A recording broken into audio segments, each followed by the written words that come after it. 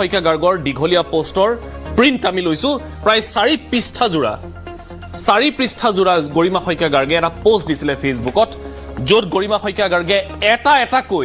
এই চাৰ্জশ্বিটক লৈ বহু বিস্ফোৰক তথ্য প্ৰকাশ কৰিছে। হত্যাকাণ্ডৰ নতুন মূৰ পত্নী গৰিমা গাৰ্গে ফেচবুকত তেওঁৰ পৃষ্ঠা লিখিছে কি আৰু কিয় ইমান আৱেগিক হৈ গ'ল ছ'চিয়েল মিডিয়াত পত্নী গৰিমা কি তদন্ত পিছ পৰি আছে নি সকলোখিনি আপোনালোকে গম পাব মোৰ এই ভিডিঅ'টোত। তেন্তে জনাইছো আপোনালোকক যে এই গৰিমা শইকীয়া গাৰ্গৰ এই পোষ্টটোৰ তাৎপৰ্য কি আছে, গুৰুত্ব কিমান আছে। শেষত তেওঁ লিখিছে, অভিজ্ঞ SIT টিম আৰু পাব্লিক প্ৰজিকিউটৰৰ টিম লগ লাগি চাৰ্জশ্বিটখন যাতে সবলভাৱে কোনো এজনো অভিযুক্ত সাৰি যোৱাৰ সুৰুঙা নথকাকৈ ন্যায়ালয়ত উপস্থাপন কৰি সঠিক আৰু শুদ্ধ ন্যায় প্ৰতিষ্ঠা কৰে। এতিয়া সমগ্ৰৰ সেয়াই অপেক্ষা। জুবিন গাৰ্গে যদি ন্যায়ৰ পৰা বঞ্চিত হ'বলগীয়া হয় তেন্তে আন জনগণৰ বাবে ন্যায় কি হ'ব? খুদ গৰিমা শইকীয়া গাৰ্গে এই প্ৰশ্ন উত্থাপন কৰিছে। আমি সংযুক্ত হৈছো এই মুহূৰ্তত আমাৰ জ্যেষ্ঠ সাংবাদিক বিমল ভূষণ মহন্তৰ সৈতে। বিমল ভূষণ মহন্ত, আমি ইতিপূৰ্বে আলোচনা কৰিছিলোঁ যে এই যিখিনি কথা তেওঁ লিখিছে সেই কথাখিনিত তেওঁ কি ধৰণৰ আচলতে বাৰ্তা দিবলৈ বিচাৰিছে বা কেনেধৰণে তেওঁ এই বিষয়সমূহ স্পষ্ট কৰিবলৈ বিচাৰিছে, কিন্তু শেষত বিমল যিখিনি কথা গৰিমা শইকীয়া গাৰ্গে উল্লেখ কৰিলে, এতিয়া আইনগতভাৱে এই কথাখিনি কিমান দূৰ সহজ হ'ব বা কিমান দূৰ প্ৰেক্টিকেল হ'ব? মানে এই 4 পৃষ্ঠাৰ যিখন আচলতে আজি আমি প্ৰিণ্ট কৰোঁতে A4 সাইজত 4 পৃষ্ঠা হৈছে, এইটো এটা কমখিনি লিখা নাই গৰিমা শইকীয়া গাৰ্গে। আৰু যিখিনি আৱেগ ভৰা শব্দৰে এই 4 পৃষ্ঠা জোৰা এটা দীঘলীয়া আপডেট দিছে, ইয়াৰ বাবে লিখিবৰ বাবে আৰু পোষ্ট কৰিবলৈ যিখিনি ধৈৰ্য আৰু যিমানখিনি আচলতে তেওঁলোকে এই গোটেই অভিযোগনামাখন পঢ়িব লাগিব, এই কথাখিনিৰ পৰা গম পোৱা যায় যে কিমান দকৈ এই বিষয়টোৱে আচলতে সেই কটা ঘাঁহ টুকুৰাত চেঙা তেল পৰাদি পৰি আছে, এই কথাটো এক প্ৰকাৰ স্পষ্ট হয়।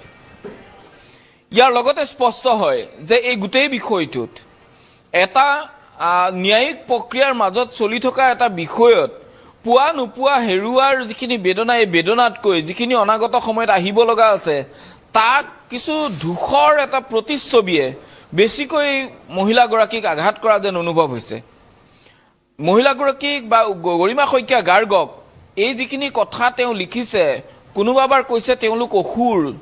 যিকেইজন মানুহৰ লগত তেওঁ অতি ঘনিষ্ঠ আটাইতকৈ ক্লজেষ্ট আছিল, সেইকেইজন মানুহে আজি তেওঁ কৈছে যে তেওঁলোক একোজন অমানৱ, দানৱ, অসুৰ বুলি ক'ব বিচাৰিছে। ইয়াৰ পৰাই সমান্তৰালকৈ স্পষ্ট হৈছে যে আজি ক'ৰবাত আচলতে গৰিমা শইকীয়া গাৰ্গ এক প্ৰকাৰ আশাহত হৈছে, ক'ৰবাত এক ধূসৰ প্ৰতিচ্ছবিলৈ জীয়াই থাকিব লগা এটা পৰিৱেশ আহিছে। তেওঁ যেনেদৰে লিখিছে মাজত গৰিমা শইকীয়া গাৰ্গৰ পোষ্টটো দিয়ক বিমল, আপুনি ক'ব পাৰে। পুত্ৰহাৰা এগৰাকী পিতৃ, ডেকা পুত্ৰহাৰা এগৰাকী পিতৃ আৰু একমাত্ৰ ককায়েকৰ মুখলৈ চাই জীয়াই থকা এগৰাকী ভগ্নী আৰু মই ... ই কম নহয়, এই শব্দকেইটা কম নহয় মানুহ। সঁচাকৈ প্ৰতিজন মানুহৰ অন্তৰত এই শব্দকেইটা এনেদৰে বিহিছে যে সকলোৱে এই পোষ্টটো দেখাৰ পিছত বিভিন্নজনে আমাৰ লগত ফোনযোগে কথা পাতিছে। তেওঁলোকে কৈছে যে কেনেদৰে লিখিব পাৰিছে, মানে সহ্যৰ সীমা বাহিৰত হৈ গৈছে। মানে এনেকুৱা দেই বিমল, মই অলপমান কথাটো আমি অন্য ধৰণেও যদি চাওঁ তেতিয়াহ'লে গোটেই এতিয়া অসমখন এই বছৰটোত যি এক পৰিৱেশ পৰিস্থিতিৰ মাজেৰে গৈছে, তাৰ মাজতে সকলোৱে মানসিকভাৱে সাজু হৈছে যে এই গোটেই ট্ৰমাটোৰ পৰা আমি ওলাব লাগিবই। কাৰণ জুবিনদাৰ মৃত্যুৰ ন্যায় প্ৰক্ৰিয়াটো চলিব, তাৰ মাজতে সকলোৰে জীৱন স্থবিৰ হৈ গৈছে, সকলোৱে নতুন বছৰটোক আদৰিবলৈ সাজু হৈছে। আৰু তেনেকুৱা এটা সময়তেই হয়তো গৰিমা শইকীয়া গাৰ্গে আৰু উপলব্ধি কৰিছে তেখেতৰ অবৰ্তমান, তেখেত নোহোৱাটো, আৰু যাৰ ফলত এই চাৰ্জশ্বিটখন পঢ়ি তেখেতৰ এই মনত যিখিনি মৰ্ম আছে, তেওঁৰ মনত যিখিনি ক্ষোভ খং আছে, সেইখিনি প্ৰকাশ কৰিছে ফেচবুক পোষ্টৰ জৰিয়তে। মানে কথাটো আপুনি কোৱাৰ দৰেই, কিন্তু তাৰ সমান্তৰালকৈ মই তাৰ লগত এটুকুৰা আৰু সংযুক্তহে কৰিব বিচাৰিম যে চাওক, আমি লৰ কথাখিনি, আইনৰ কথাখিনি, আইনৰ দৃষ্টিকোণখিনি আমি পাতিম, কিন্তু তাৰ আইনৰ দৃষ্টিকোণখিনি পতাৰ আগমুহূৰ্তত আমি এই কথাটো এনেকৈও ভাবিব লাগিব যে আজিৰ তাৰিখত গৰিমা শইকীয়া গাৰ্গে যিখিনি কথা লিখিছে, তেওঁৰ নিসংগতা, তেওঁ হেৰুৱা, তেওঁৰ জীৱনৰ এটা অংশ নোহোৱা হৈ যোৱা, এই সকলোখিনি তাৰ লগত জড়িত হৈ থকাৰ সমান্তৰালকৈ এইটো কথাও আছে যে আজি তেওঁ এই মৰ্মভেদী শব্দকেইটাৰ প্ৰয়োগেৰে তেওঁ আচলতে ক'ৰবাত নহয় ক'ৰবাত তেওঁ ভিতৰত জ্বলি থকা জুইকুৰাক এহে প্ৰকাশ পাইছে আৰু সেই জ্বলি থকা জুইকুৰাত তাৰ সমান্তৰালে কিছুমান উপঢৌকন বা কিছুমান এনে উপকৰণে আচলতে তাত সংযুক্ত হৈছে আমি ঘিউ ঢলা বুলি নকওঁ কিন্তু কিছুমান এনে উপকৰণ তাত সংযুক্ত হৈছে য'ত যিখিনি উপকৰণে আচলতে সেই জ্বলি থকা কাঠখৰিকেইটাৰ ওপৰত পৰা ছাইখিনি আঁতৰাই দিছে আৰু য'ত অঙঠাখিনি স্পষ্ট হৈছে কথাটো এনেধৰণৰ আমি বিভিন্নজনৰ লগত এই পোষ্টটো দিয়াৰ পিছত আমি বিভিন্নজনৰ লগত এই কথাখিনি পাতিছোঁ আপুনি চাওক এই পোষ্টটোত এই কথাখিনি এনেধৰণে অৱতাৰণা কৰা হৈছে যে গৰিমা শইকীয়া গাৰ্গে আজি তেওঁ অনাগত সময়ত আদালতত আইনী প্ৰক্ৰিয়া যিখিনি চলিব তাক লৈ এটা ধূসৰ এখন প্ৰতিচ্ছবি দেখা পাইছে যিখিনি ধূসৰতা SITৰ তদন্তৰ সময়ত তেওঁৰ সন্মুখত নাছিলে যিখিনি অস্পষ্টতা SITৰ তদন্ত চলি থকা 3 মাহত তেওঁৰ সন্মুখত নাছিল কিন্তু আজি তাৰিখত আছে এই ধূসৰতাখিনি ক'ৰ পৰা আহিছে কেইজনমান সাংবাদিকে এই গৰিমা শইকীয়া গাৰ্গৰ চাব পৰা কিছুমান পোষ্ট কিছুমান কথা চাৰ্জশ্বিটখনৰ বিষয়ে সঁচাই মিছাই কিছুমান কথা দিয়া কেইজনমান সাংবাদিক মনে সজা কাহিনীৰে তেওঁক এগৰাকী সকলোৱে ভগৱান বুলি ভবা জুবিন গাৰ্গক এজন আচলতে স্খলিত ব্যক্তি বুলি প্ৰতিচ্ছবি এটা স্থাপন কৰিবলৈ যি এটা চেষ্টা কৰি আছে তেওঁ ভগৱান নহয় তেওঁ মানুহেই কিন্তু সকলোৱে আচলতে ইমান আদৰৰ জুবিন গাৰ্গজনক এজন আচলতে যিদৰে তেওঁক ভবা হৈছে যিদৰে তেওঁক সকলোৱে ভাল পায় যিদৰে তেওঁক ওচৰৰ পায় বা চুবলৈ চাবলৈ সকলোৱে হেঁপাহ কৰে সেই লোকসকলৰ মনত কিছু বিষবাষ্প ভৰাই দিয়াৰ চেষ্টা কৰা কেইজনমান সাংবাদিক তাৰ সমান্তৰালকৈ মই নিজেও সাংবাদিক হিচাপে এনেধৰণৰ কামক কেতিয়াও সমৰ্থন নকৰোঁ আৰু সেই মুকলিকৈ সেই কথা সমালোচনা কৰিবলৈ মই অকণো ভয়ো নকৰোঁ আৰু ইয়াৰ সমান্তৰালকৈ মই এইটো কথাও ক'ম যে জুবিন গাৰ্গ বা চাৰ্জশ্বিটৰ বহু কথাই আমি জানিব পাৰোঁ কিন্তু সকলো কথাই সংবাদ মাধ্যমৰ আগত সকলো কথা ৰাজহুৱা কৰাৰ কেতিয়াও পোষকতা মই নকৰোঁ কাৰণ কোনো এজন মৃত্যু হোৱা এজন লোকৰ বিষয়ে হকে বিহকে যিকোনো কথা কোৱাটো সাংবাদিকৰ নীতিৰ ভিতৰত নপৰে গতিকে সদায় সন্মান প্ৰদৰ্শন কৰিব লাগে যিকোনো এজন লোকক আৰু সেই সন্মান প্ৰদৰ্শন কৰি অহাটো আমাৰ নিয়ম হিচাপে আমি পালন কৰোঁ আৰু এই ক্ষেত্ৰত সমান্তৰালকৈ একাংশই সেইফালে লাগিলে আন একাংশই আকৌ মনে সেইসকল আকৌ অসমৰ মুধা ফুটা অধিবক্তা সেই অধিবক্তাসকলে মনে তেওঁলোকে এনেকুৱা এটা কনস্পাইৰেচি ৰচিলে যে য'ত তেওঁলোকে আচলতে চাৰ্জশ্বিটখনৰ বিষয়ে কিছুমান কথা কৈ আওপকীয়াকৈ নিজৰ কোনোবাই যদি জুনিয়ৰৰ হতুৱাই কোনোবাই আন তৃতীয় পক্ষৰ হতুৱাই কোনোবাই এনেকুৱা ধৰণৰ ঘটনাও হৈছে যে য'ত আচলতে হাইকোৰ্ট বাৰ এছ'চিয়েশ্যনে বেন কৰিলে কিন্তু সেই বাৰ এছ'চিয়েশ্যনৰ মেম্বাৰ নোহোৱা একাংশ অধিবক্তাৰ একাংশ আচলতে উকিলৰ যোগেদি তেওঁলোকে সেই যিকেইজনৰ বিৰুদ্ধে যিকেইজনৰ গোচৰ নচলাওঁ বুলি ইতিমধ্যে তেওঁলোকে সিদ্ধান্ত গ্ৰহণ কৰিছিল তেওঁলোকৰ লগত যোগাযোগ কৰিছে এনেধৰণে যোগাযোগ কৰিছে যে তেওঁলোকৰ হৈ মাতো মাতিছে কিন্তু যদিও মুখৰ আগত তেওঁলোকে নিজৰ একোজন সৰু কনিষ্ঠ অধিবক্তা আছে কিন্তু বেকত একোজন আচলতে বিয়াগুম অধিবক্তা থকাৰ খবৰো আমাৰ ওচৰলৈ আহিছে গতিকে এই বিয়াগুম অধিবক্তাই যদি বুদ্ধি দি বিয়াগুম অধিবক্তাই যদি সেইখিনি তেওঁ যিখিনি আচলতে লিখি মেলি গোটেই পঢ়ুৱাই বুজাই এজন কনিষ্ঠ অধিবক্তাৰ হতুৱাই আদালতত উপস্থাপন কৰোৱায় তেতিয়াহ'লে সেই যিখিনি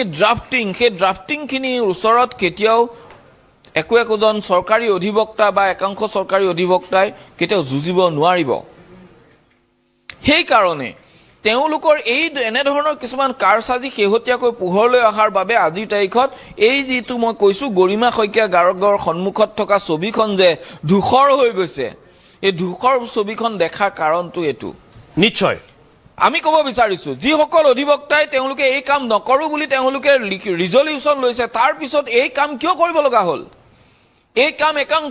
একাংশ জ্যেষ্ঠ অধিবক্তাই এনেধৰণৰ নিকৃষ্ট ষড়যন্ত্ৰত নমাৰ কাৰণ কি যদি কৰে মুকলিকৈ কওক যে মই কৰিম এই কথা মুকলিকৈ ক'বলৈ কিয় সাহস নাই যদি মুকলিকৈ ক'ব পাৰে, মুকলিকৈ কৰিব পাৰে, মুকলিকৈ কৈ সাহসেৰে আহক, কাৰণ এইটো কোনোবা এজন অধিবক্তা হিচাপে তেখেতৰ অধিকাৰ আছে। তেখেতে সাংবিধানিক অধিকাৰ হিচাপে যেতিয়া কোনো এজন অভিযুক্তৰ পক্ষত থিয় দি তেওঁৰ হৈ মাত মতাৰ অধিকাৰ আছে সাংবাদিক অধিবক্তাগৰাকীৰ। কিন্তু অধিবক্তাগৰাকীয়ে সেই কামটোকে নকৰি এই লুকাৰ চুইকৈ এইখন কথা কৰি থকাৰ কি যুক্তি আছে? সকলো নিজৰ নিজৰ এজেণ্ডাত, বিমল ফুকন মহন্ত সকলো নিজৰ নিজৰ এজেণ্ডাত। মই বিমল দুলু আহমেদ ডাঙৰীয়া, আপুনি প্ৰথমজন ব্যক্তি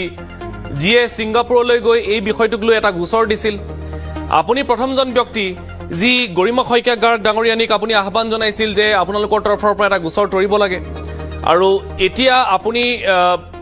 হয়তো গম পাই ভাল পাব যে তেখেতে চাৰ্জশ্বিটখন পঢ়াৰ পাছত কিছুমান কথা কৈছে। তাৰ ভিতৰত আটাইতকৈ গুৰুত্বপূৰ্ণ কথাটো মই ভাবোঁ যে গৰিমা শইকীয়া গাৰ্গৰ মতে জুবিন গাৰ্গৰ এই ৰহস্যজনক মৃত্যু বা এই হত্যাকাণ্ডৰ আঁৰত বা এই গোটেই হত্যাকাণ্ডৰ সৈতে আচলতে ইয়টত থকা প্ৰত্যেকজন মানুহ দোষী, ইয়টত থকা প্ৰত্যেকজন মানুহ জগৰীয়া, আৰু তাৰ বাবে সকলোকে তদন্ত আঁতৰলৈ আনিব লাগে। দুলু আহমেদ ডাঙৰীয়া, জুবিন গাৰ্গৰ হত্যাৰ যেতিয়াৰ পৰা ন্যায় তদন্ত আৰম্ভ হৈছে, ছিংগাপুৰ আৰক্ষী হওক বা অসম আৰক্ষী হওক, মোৰ প্ৰথমৰ পৰা ষ্টেণ্ড সেইটো মই আপোনালোকৰ ND24 শ্ব'ত দুবাৰকৈ মই আপোনাৰ শ্ব' আৰু আমাৰ ৰাজদীপ বাইলুং বৰুৱা শ্ব'ত কৈ আহিছিলো যে অসমত যি ধৰণে 5 গৰাকীক দোষী সাব্যস্ত কৰিছে হত্যাৰ গোচৰত, ঠিক তেনেকৈ আমি জুবিন গাৰ্গক যিহেতু জীৱিত অৱস্থাত শেষ মুহূৰ্তলৈ ইয়টখনত দেখিছিলো, আৰু সেই ইয়টখনত 11 গৰাকী ব্যক্তি অসমৰ প্ৰবাসী ছিংগাপুৰত থাকে, আৰু 5 গৰাকী শ্যামকানু মহন্ত ইয়টখনত নাছিল, 4 গৰাকী, যি 5 গৰাকীক অসমৰ চাৰ্জশ্বিটত দোষী বুলি ক'লে। আৰু মই ডে ওৱানৰ পৰা কৈ আহিছো যে মই গৰিমা গাৰ্গ ডাঙৰীয়ানীক মই এটা কথা আপোনালোকৰ শ্ব'ৰ জৰিয়তে কৈছিলো যে আপুনি ছিংগাপুৰৰ গোচৰত অন্তৰ্ভুক্ত হওক, কাৰণ ঘটনাৰ স্থান হৈ গ'ল ছিংগাপুৰ। কাইলৈ ইতিমধ্যে ছিংগাপুৰ আৰক্ষীয়ে 3বাৰকৈ কৈছে যে জুবিন গাৰ্গৰ মৃত্যুত কোনো ধৰণৰ ৰহস্য নাই। তাৰ পিছতো আমি কৈছো ৰহস্য আছে, গোচৰ ল'ব লাগিব, আৰু মোৰ গোচৰৰ তদন্ত আজি পৰ্যন্ত চলি আছে। যোৱাকালি হঠাৎ মই যেতিয়া আৰক্ষীৰ লগত মইতো সঘনাই যোগাযোগ কৰি আছো যে কি হৈ আছে, ছিংগাপুৰৰ ডেভেলপমেণ্টটো কি। যোৱাকালি মই ছিংগাপুৰ আৰক্ষীৰ লগত যোগাযোগ কৰি গম পালো যি ধৰণে অসমৰ যিটো CID তদন্ত প্ৰক্ৰিয়া সেইটোতো সমাপ্ত হ'ল, এতিয়া গোচৰটো আৰম্ভ হৈছে আদালতত। ঠিক সেই ধৰণে ছিংগাপুৰৰ তদন্ত প্ৰক্ৰিয়া অহা ফেব্ৰুৱাৰীৰ ভিতৰত সমাপ্ত কৰিব বুলি আজি যোৱা 19 ডিচেম্বৰ তাৰিখে ছিংগাপুৰ আৰক্ষীয়ে অৱগত কৰিছিলে। আৰু আটাইতকৈ দুখৰ কথা,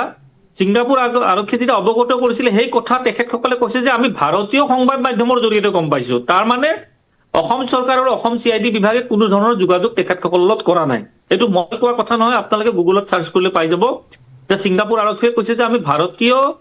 সংবাদ মাধ্যমৰ জৰিয়তে গম পাইছো যে জুবিন গাৰ্গৰ হত্যাত 4 গৰাকী বুলি কৈছে অভিযুক্তৰ নাম চাৰ্জশ্বিটত আহিছে। এতিয়া কথাটো হ'ল ফেব্ৰুৱাৰী বুলি কোৱাৰ লগে লগে তদন্ত প্ৰক্ৰিয়া, মই অকণমান চিন্তাত পৰিছিলো যে ফেব্ৰুৱাৰীৰ ভিতৰত তদন্তটো সম্পূৰ্ণ হ'ব। যোৱাকালি মই গম পালো যে অহা 14 জানুৱাৰীৰ ভিতৰত, মানুহ খুব গুৰুত্বপূৰ্ণ কথা এইটো দেই, তদন্ত ছিংগাপুৰৰ আদালতত প্ৰথম শুনানি হ'ব অহা 14 জানুৱাৰী। মই এতিয়াও কৈ আছো 14 জানুৱাৰী, আপুনি চালেও পাই যাব গোটেইখিনি। তাৰপিছত মই আজি ৰাতিপুৱা জুবিন গাৰ্গৰ পৰিয়ালৰ লোক থাকে তিনচুকীয়াত, তেখেতৰ খুৰায়েক থাকে, খুৰায়েকৰ ল'ৰা থাকে, মোৰ লগত এটা চা চিনাকি আগৰ পৰা আছে। মই ৰাতিপুৱা আজি ফোন যোগে আজি ৰাতিপুৱাৰ কথা কৈছো যে আপোনাৰ যে 14 তাৰিখে প্ৰথম শুনানি আছে, মোৰ গোচৰটোতো আছেই, মোৰ গোচৰটো তদন্তত আছেই, তোমালোকৰ পৰিয়ালৰ যিকোনো এগৰাকী সদস্য, হয় গৰিমা গাৰ্গ ডাঙৰীয়ানো হ'ব পাৰে, বা জুবিন গাৰ্গৰ পিতৃও হ'ব পাৰে, বা ভাতৃ হ'ব পাৰে, যিকোনো এগৰাকী মানে ব্লাড ৰিলেশ্যন, তেজৰ সম্পৰ্ক থকা কোনোবা এগৰাকী গোচৰটোত অন্তৰ্ভুক্ত লাগে। মানে আদালতৰ গোচৰটো কৈছো, মই কোনো এজাহাৰৰ কথা কোৱা নাই। তেতিয়া তেখেতে মোক তিনচুকীয়াৰ পৰা জনাইছে যে আজি আমি আলোচনা কৰিম আপোনাৰ বিষয়টো আৰু জনাম। এইটো ৰাতিপুৱাৰ কথা। হঠাৎ মই সন্ধিয়া দেখিলো আপোনালোকৰ, মই ND24 শ্ব'তে দেখিবলৈ পালো যে গৰিমা গাৰ্গ ডাঙৰীয়াৰ এটা বিস্ফোৰক পোষ্ট এটা, তেওঁ পোষ্টটোত কি কৈছে কি নাই কোৱা সেই বিষয়ত মই নাযাওঁ, কিন্তু এটা আটাইতকৈ ডাঙৰ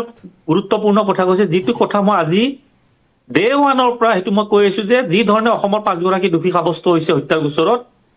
ছিংগাপুৰৰ ইয়ৰ্টত থকা য'ত আমি জুবিন গাৰ্গক যিখন ইয়ৰ্টলৈ জীৱিত অৱস্থাত দেখিছিলো, সেই কেইগৰাকীকো তদন্তৰ আওতাত আনিব লাগে, চাৰ্জশ্বিটত নাম থাকিব লাগে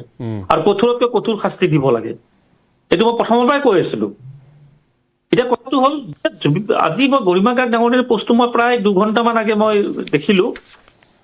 তেখেতে এটা কথাই কৈছে, অসুৰ বুলি সম্বোধন কৰিছে যে ছিংগাপুৰৰ 11গৰাকী প্ৰবাসী অসুৰো শাস্তি পাব লাগে। এইটো সংবাদ মাধ্যম আৰু গৰিমা গাৰ্গৰ ডাঙৰীয়াৰ পোষ্টৰ ভিত্তিত কৈ আছো কথাটো। এতিয়া শাস্তি পাব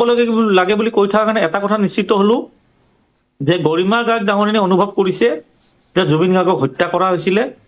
আৰু সেই হত্যাত কেৱল 5গৰাকীয়ে নহয়, ছিংগাপুৰৰ প্ৰবাসী অসমীয়া 11গৰাকী জড়িত আছে। মইতো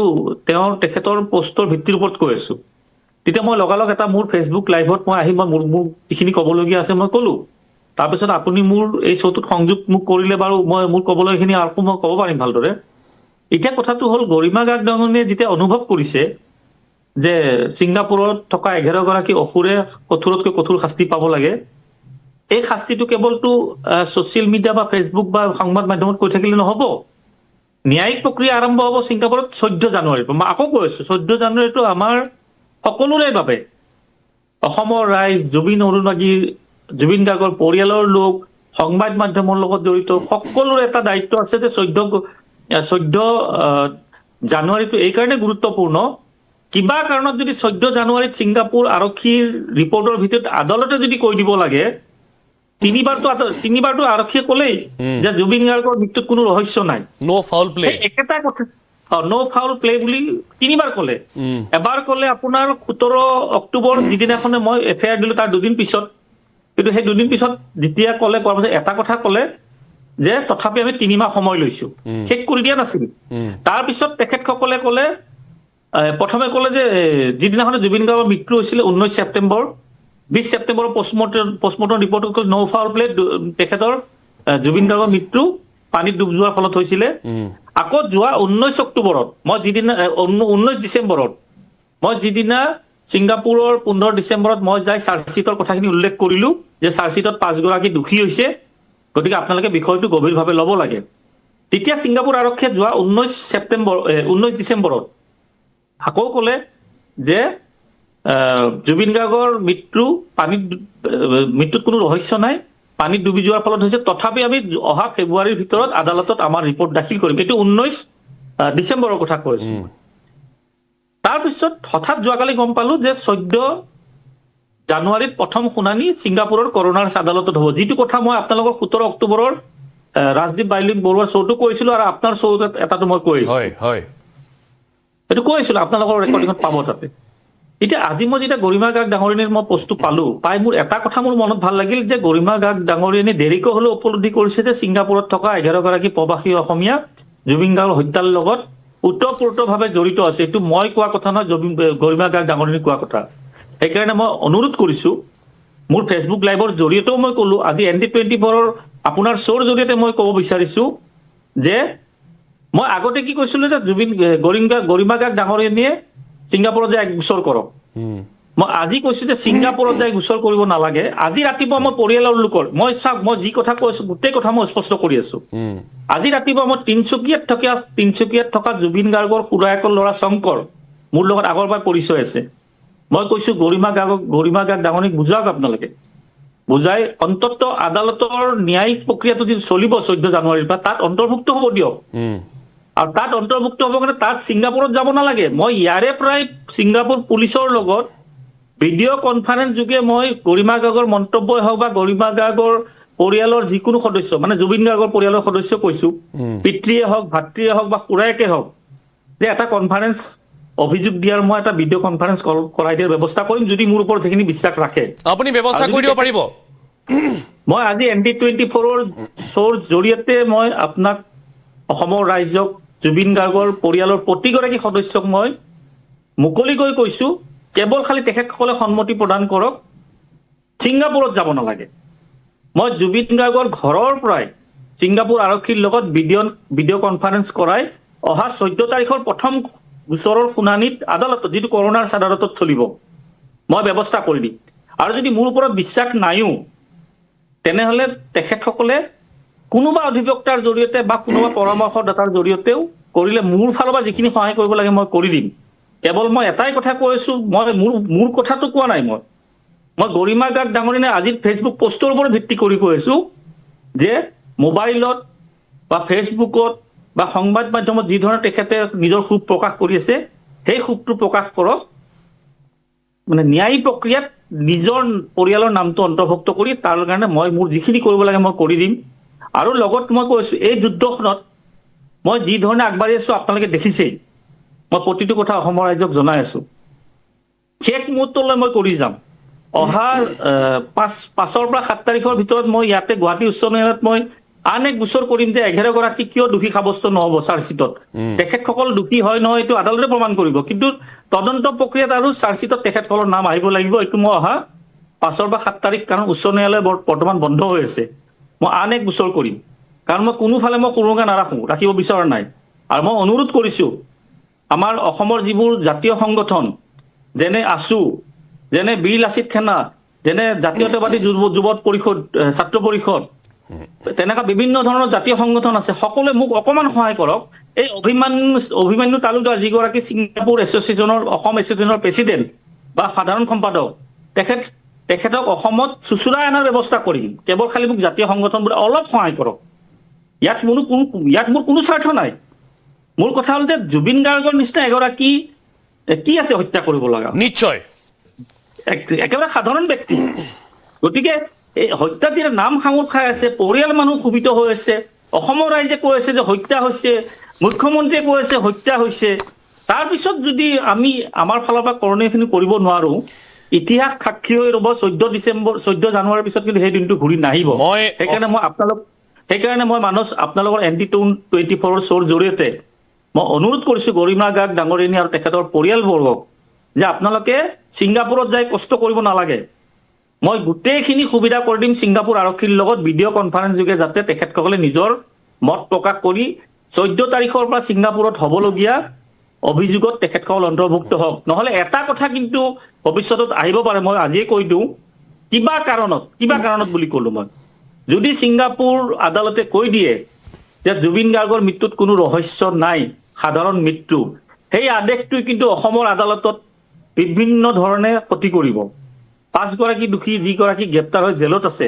শ্যাম কানু মহন্ত, সিদ্ধাৰ্থ শৰ্মা, শেখৰজ্যোতি গোস্বামী, অমৃত প্ৰভা আৰু সন্দীপন, মই সন্দীপৰ কথাটো ইমান নকওঁ, তেখেত ভাতৃ হয়। সেই ছিংগাপুৰৰ ন' ফাউল প্লে কোনো ৰহস্য নাই বুলি সেই আদেশটো যদি কিবা কাৰণত আদালতৰ পৰা আহি যায়, তেতিয়া কিন্তু এই সকলোকো আমি শাস্তি দিয়া কঠিন। আৰু সেইটো কঠিন হ'বৰ কাৰণে আচলতে গোটেই প্ৰক্ৰিয়াটো ত্বৰান্বিত হ'ব লাগে। মই দুলু আহমেদ ডাঙৰীয়া আপোনাক অশেষ ধন্যবাদ জ্ঞাপন। গৰিমা বৈ যিখিনি কথা উল্লেখ কৰিছে, যিখিনি কথা স্পষ্টকৈ বিচাৰিছে মুখ্যমন্ত্ৰীগৰাকীৰ পৰা বা অসম চৰকাৰৰ তৰফৰ পৰা, যে জুবিনদাৰ এই গোটেই প্ৰক্ৰিয়াটো, গোটেই আইনী প্ৰক্ৰিয়াটো আচলতে এখন ফাষ্ট ট্ৰেক আদালতৰ জৰিয়তে হওকটিটো বিচাৰিছেই, তাৰ সমান্তৰালকেও কৈছে যে এই স্পেচিয়েল বেঞ্চ য'ত ডেইলি বেচিছত জুবিন গাৰ্গৰ কেছটোৰ শুনানি হওক আৰু অতি সোনকালে জুবিন গাৰ্গে ন্যায় পাওক। এই প্ৰক্ৰিয়া ত্বৰান্বিত কৰিবলৈ কি ব্যৱস্থা কৰাৰ বা মানে যিখিনি প্ৰভিজন আছে সেইখিনি কেনেকুৱা? চাওক, এই সন্দৰ্ভত ইতিমধ্যে মুখ্যমন্ত্ৰীগৰাকীয়ে কৈছে যে তেওঁলোকে গোটেই বিষয়টো ফাষ্ট ট্ৰেক এটা কোৰ্টত নিব পাৰি নেকি, তাৰ বাবে চেষ্টা তেওঁলোকে কৰিব, যাতে খুব কম সময়ৰ ভিতৰত ন্যায় প্ৰদান কৰিব পাৰি।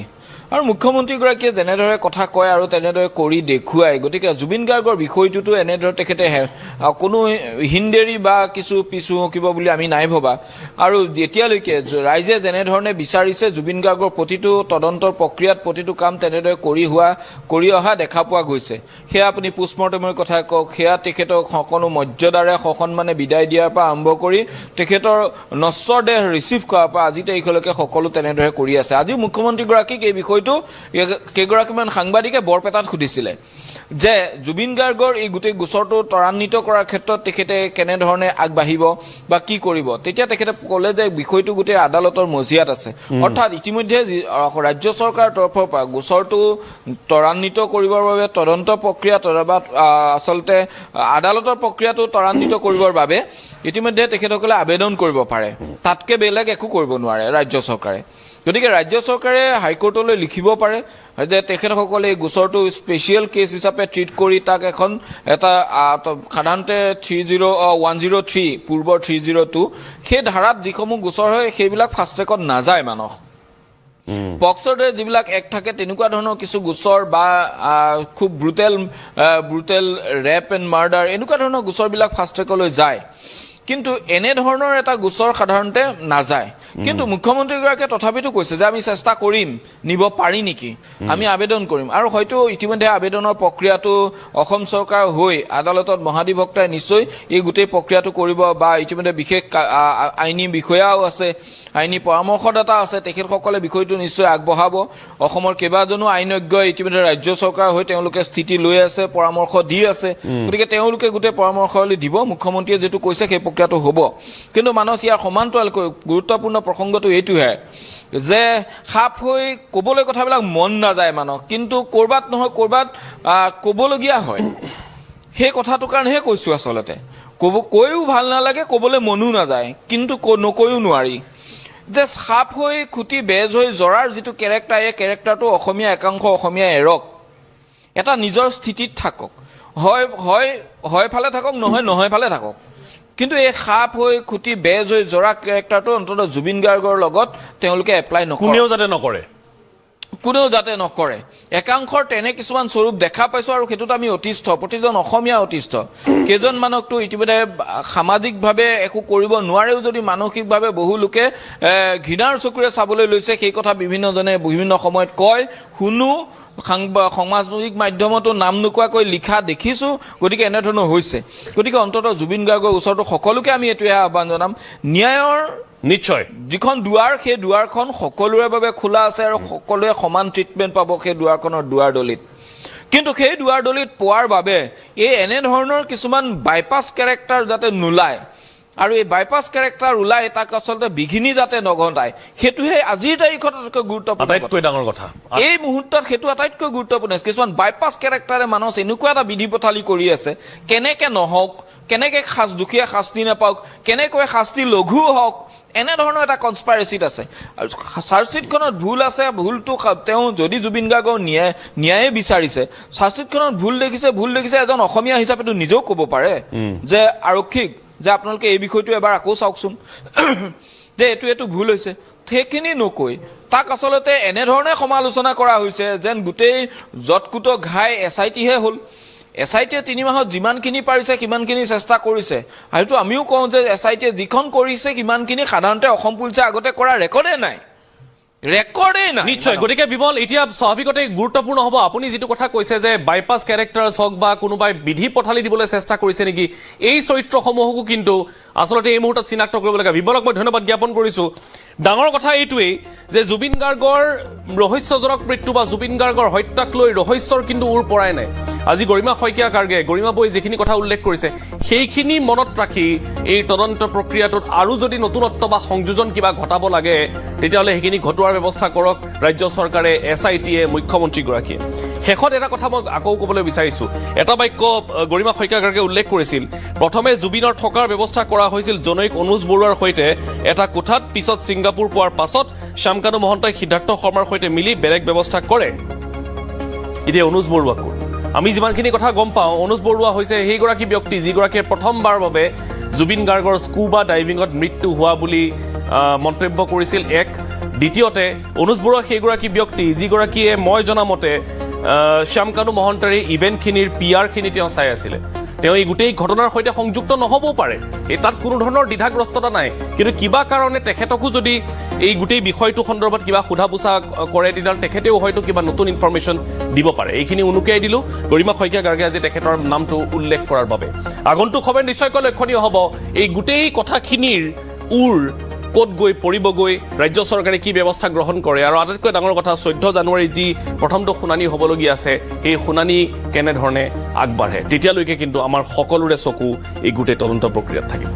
ভিডিঅ'টো এইখিনি আছিল এইখিনিকে মই আপোনালোকৰ মাজলৈ আগবঢ়ালোঁ ভিডিঅ'টোৰ বিষয়ে আৰু যদি মই কিবা গম পাওঁ নিশ্চয় আপোনালোকৰ মাজলৈ আগবঢ়াম তেন্তে ৰাইজ আজি এই ভিডিঅ'টো ইয়াতে সামৰণি মাৰিছোঁ আজিলৈ বাই